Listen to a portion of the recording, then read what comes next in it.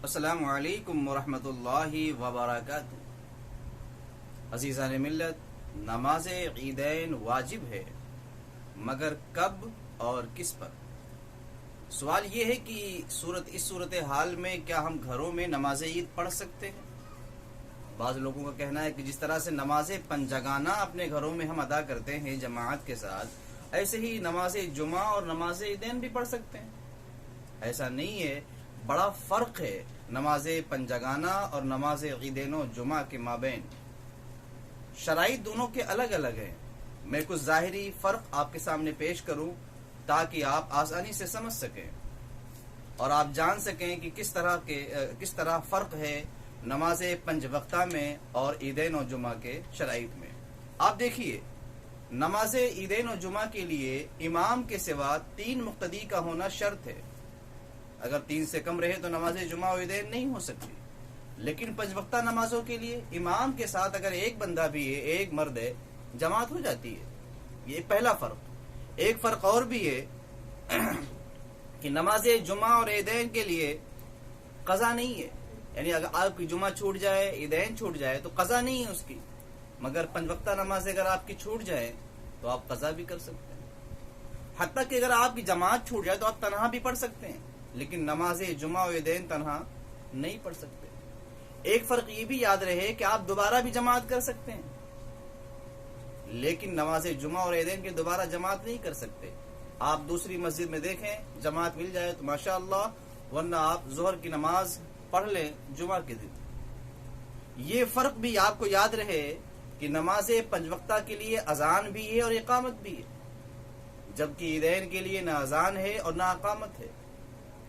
اس فرق کو بھی مت بھولیے گا کہ نماز پنجگانہ ہر مسلمان عاقل و بالغ پر فرض ہے، خواہ وہ مرد ہو یا عورت، بوڑھا ہو یا بچہ، مریض ہو یا مسافر، صحت مند ہو یا صحت مند نہ ہو، مگر نماز جمعہ اور نماز عیدین ہر شخص پہ واجب نہیں ہے۔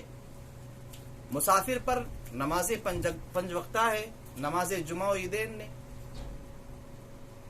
ایسے ہی مریض پر اگرچہ وہ بستر پہ ہو پھر بھی اشارے سے نماز پڑھ سکتا ہے، تو نماز تو فرض ہے، لیکن ایسا مریض جو چل کر مسجد تک نہ آ سکے یا عیدگاہ تک نہ جا سکے، اس پر نماز جمعہ و عیدین نہیں ہے۔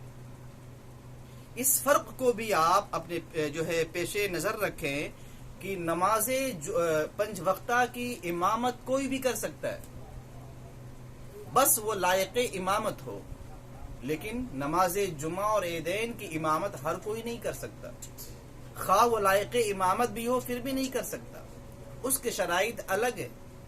ایسے ہی نماز 5 وقتہ شہر ہو یا دیہات، گھر ہو یا مسجد، ہر جگہ پڑھنا فرض ہے، یعنی دیہاتی پر بھی نماز 5 وقتہ فرض ہے اور شہری پر بھی، لیکن نماز جمعہ و عیدین ایسا نہیں ہے۔ اس فرق کو اچھی طرح سے ذہن نشین کر لیں تاکہ آپ کو بات سمجھنے میں آسانی ہو۔ اسی لیے نماز جمعہ و عیدین کے لیے شرط ہے کہ جہاں یہ جمعہ قائم کر سکتے ہیں وہ مصر ہو یا فنائے مصر ہو، حاکم اسلام قائم کرے یا اس کا معزول، یا پھر وہ نہ ہو تو علماء اسلام۔ عزیزان ملت، جس طریقے سے لوگ مصلی، خطبے کی کتاب اور چند چیزیں لے کر کے بڑی تیزی کے ساتھ امامت کے لیے آگے بڑھ رہے ہیں، وہ اچھی طرح سے ذہن نشین کر لیں، یہ اسلام ہے۔